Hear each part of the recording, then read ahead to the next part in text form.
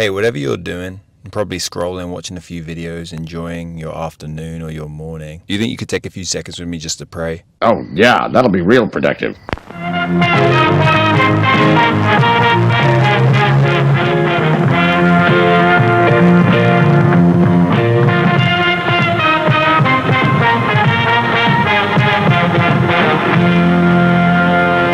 Welcome back everyone to Bridge the Divide, where we examine irrational beliefs, the irrational behaviors that often follow, and how with education, rationality, and reason we can bridge the societal divides that they create. Today, we're taking a look at a video from the channel Matthew SBG, in which the host, Matthew, if it wasn't too obvious, takes a quick break from monetizing his fiancée to earnestly explain exactly why you should believe in his God. Will he be the one to finally deliver the evidence that provides the rational justification for believing the claims of Christianity?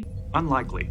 Let's find out. So the question is asked, why should I believe in God? I get that a lot of people may ask that question. The problem is, it's the wrong question to be asking. Asking if you should believe in a God not only implies that you can actively choose to do so, which is false, it also speaks only to the proposed utility or practicality of such a belief as a rational justification, which is a non sequitur. And because the utility that is being appealed to is ultimately biased, due to it being grounded in what the individual making the claim personally feels what is best, it ultimately comes out in the wash as an appeal to emotion. Because beliefs or propositions that you hold to be true are not held because one actively chooses to hold them, but because they have been convinced of their truth either by others or they've convinced themselves, the question you really should be asking, Matthew, is a belief in a God rationally justified? Well, I have a few reasons. I have no doubt in my mind that you probably have many reasons why you think people should believe in your God. Despite all that, the question still remains. Do those reasons provide a rational justification? First of all, you're a moral person.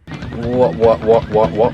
So at this point in the video, Matthew, I can't honestly say whether or not you are dishonestly conflating something here. So it's probably best if we parse this out, because if you are, it could become really problematic. The term morality itself only refers to the set of principles that are concerned with the distinction between what is defined as good and bad or right and wrong. The term morality makes no indication as to specifically what is good and bad or right and wrong. Now, if we don't multiply our entities unnecessarily, this tells us two things. One, apart from exceedingly rare outliers, pretty much every member of our species has the capacity to make such distinctions, and two, those distinctions are subjectively determined by the individual and relativistically justified, meaning that an individual holds whatever distinction they happen to be making as being true relative to something else that they are referencing. So my suspicion, Matthew, is that when you say a moral person, which would be an individual capable of making moral distinctions, what you actually mean is a good person, because pointing to morality itself would just be you pointing at human beings' naturally evolved capacity for empathy. But pointing at the phenomenon of people being good would be that appeal to utility that you theists so often like to invoke. Whether you like it or not, whether you say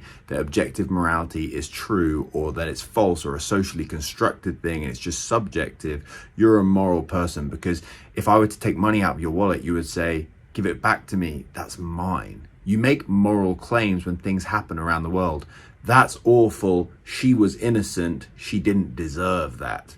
You make moral judgments when you view things. Well, color me surprised. You actually were referring to just human beings' capacity to make distinctions between what we define as right and wrong. But given the evidence that such distinctions are grounded in our naturally evolved capacity for empathy, which in turn informs our moral intuitions and our moral valuations, how exactly are you getting to a God from this? That means that you were built. Wait, what?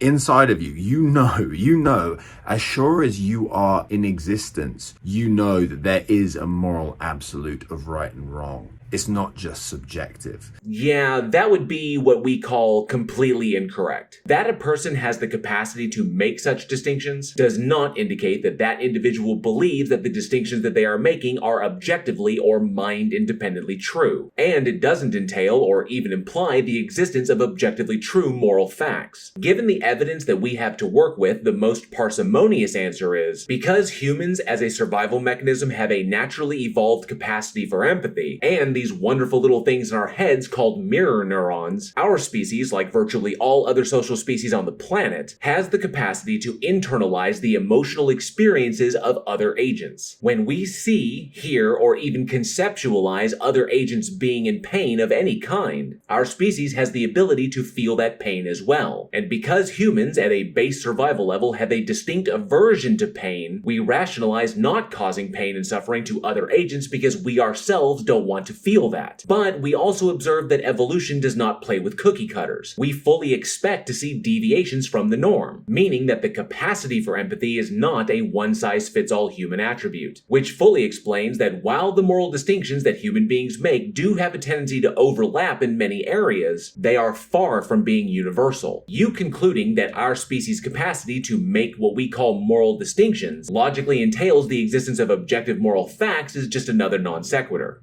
And with that being said, there certainly is a mind that defined it. Yeah, the minds that define what these things are human minds. But if you're implying that the mind doing the defining is your God, unless you're able to demonstrate that that entity exists independently of mind and context, you'll just be begging the question. It's not just the material world, we're not just a brute fact, but rather there's something deeper for us to aspire to. Yes, those are some positive claims. Feel free to demonstrate the truth of them at any time, because you just claiming them to be true means approximately nothing, other than that you think your moral framework is better than everybody else's on the planet because you happen to be grounding it in the existence of a God that you are ultimately begging the question of. Okay, Matt, but why believe in God? Why believe in a personal God? So you're now conceding that your appeal to morality was an insufficient reason? Well, there's wonderful evidence. If we look around the world, if we look at life, yes, there's difficulties and suffering and evil, but there's also a great deal of functionality in this world. I mean, the air that happens to be floating around us is perfectly what we need.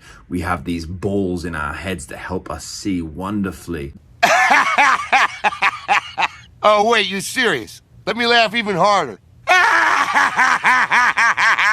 So basically, look at the trees. Instead of recognizing that human beings are a result of natural selection pressures, meaning that we are the way we are because of the environment, not the other way around. This is what we call putting the cart before the horse, Matthew. Assuming that everything, the entirety of the universe, was created with humans specifically in mind. Which means you're still begging the question in order to support your position of necessitarianism. There's a great deal of goodness in this world that is visible and objectively good. Yeah, unless you're using objectively good to refer to a specific set of actions relative to the goal of our species' continued survival, which would make the moral distinction that such actions are good relativistically true, you'd first have to demonstrate that mind-independent moral facts actually exist. The problem for you is that you can't logically cite your God as being the source for such things, because a mind that is defined as referencing nothing external of itself to make coherent distinctions cannot simultaneously be the mind-independent source for coherent distinctions. When you see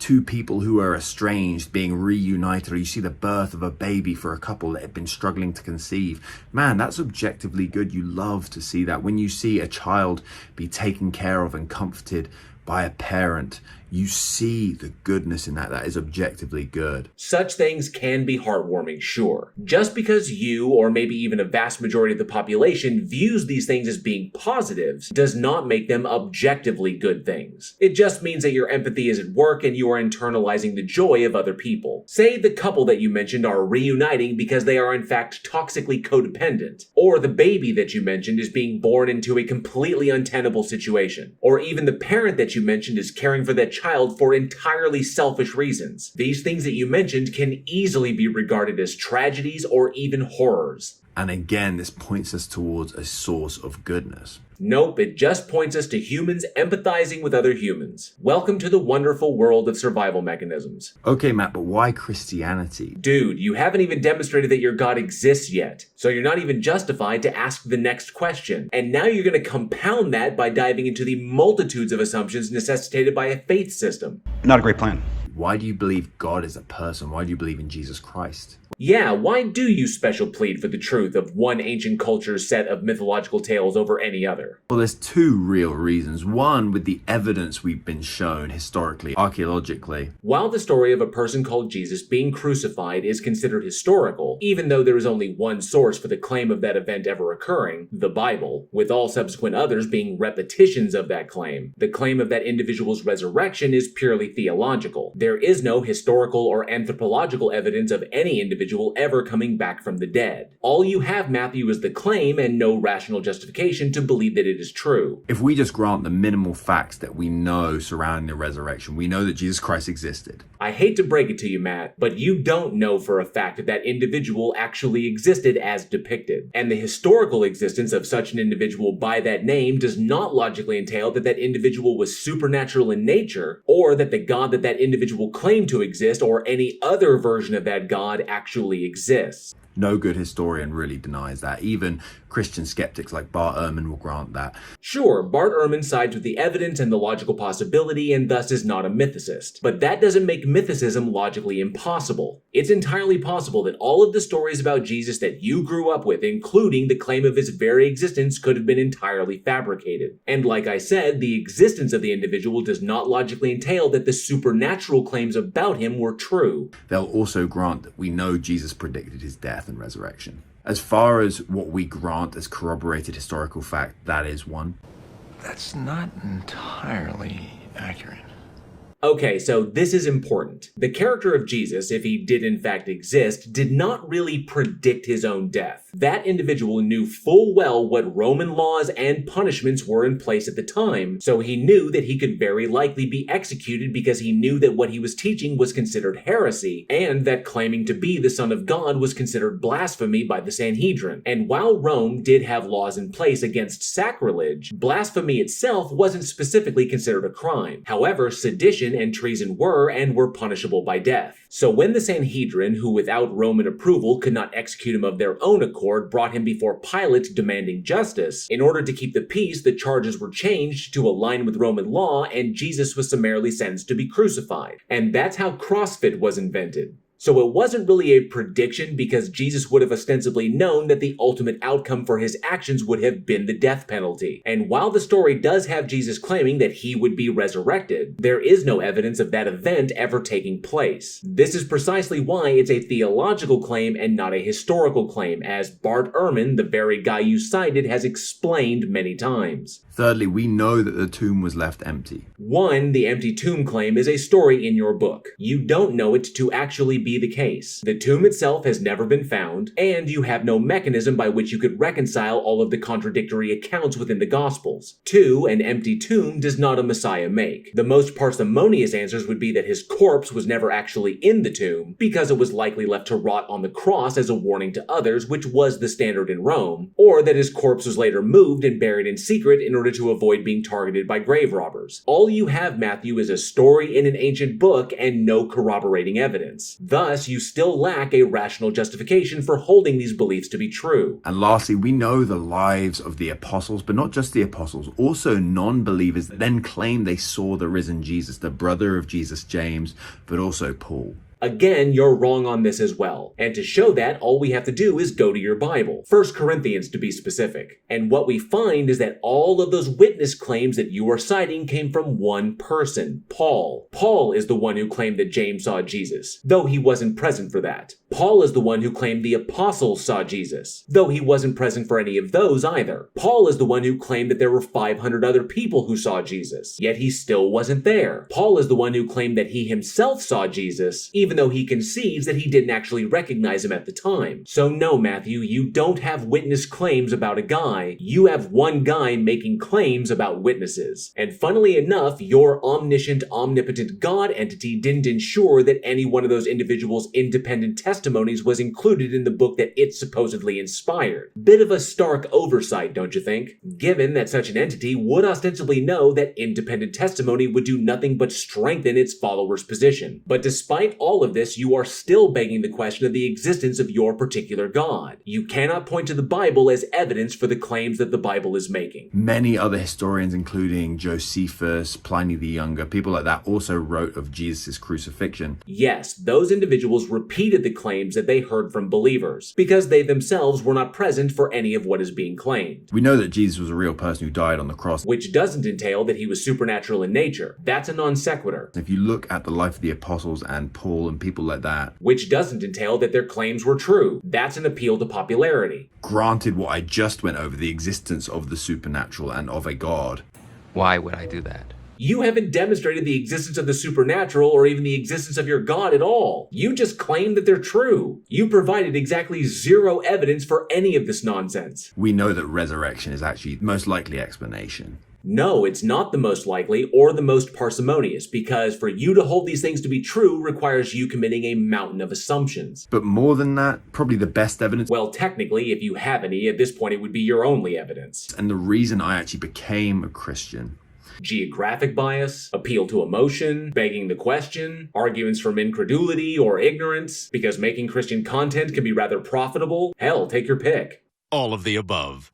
is because Jesus Christ solves the very problem that plagues my soul. So the classic appeal to emotion. The problem that I spoke about earlier, we're moral beings, but I have no way of actually satisfying the moral obligation that I feel in my heart. Sort of a red flag. You find your moral inclinations to be a plague upon your soul? Do you really struggle that much with what you see as good and bad? Obviously, you seem to be experiencing some extreme cognitive dissonance here, and you should likely seek some professional help to deal with it, because I can pretty much guarantee that the solution to that problem will not be in appealing to YouTube audiences. We all know, if we're honest, Somebody's poisoned the water hole!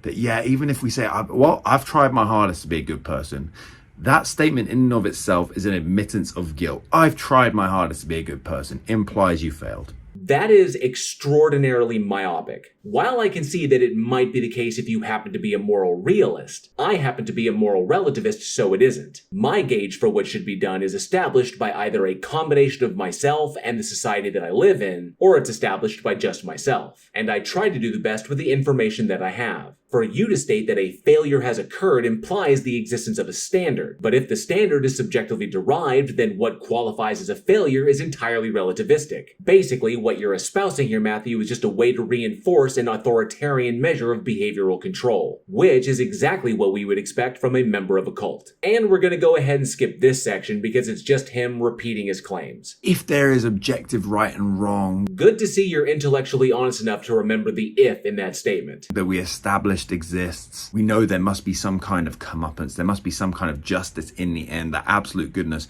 must be satisfied. Otherwise it never existed in the first place. Yeah, that if does a ton of heavy lifting. And it wouldn't mean that morality itself doesn't exist. Moral realism or moral nihilism is a false dichotomy that a lot of you Christians tend to fall for. Moral relativism is just the position that moral distinctions become factually true relative to something else that's being referenced. And there's no logical problem with that. It would be like, because I made a mistake in mathematics, it just stays that way. No. Good math prevails over bad math. But, unlike mathematics, your determinations for what constitutes good and bad are entirely subjective to you.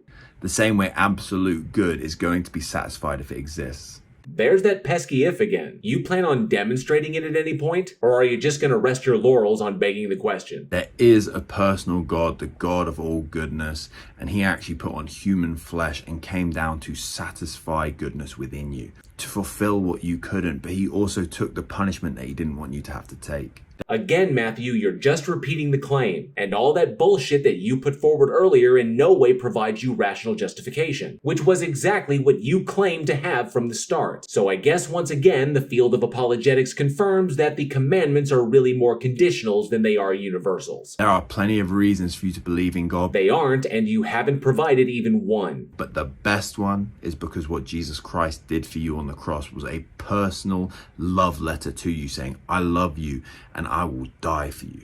No, that's the story of an omniscient entity who non-consensually impregnated a 14-year-old girl with itself so that it could later sacrifice itself to itself as a loophole for rules that it created. Meaning that if your God actually existed, then every single point of that story was intentional from the jump. That is at the center of Christianity. I would expect nothing less from a member of a proxy cannibalistic, blood-sacrificing, apocalyptic death cult. It's just too bad you have to lie to people and prey upon their ignorance and fear in order to convince them to join your ranks.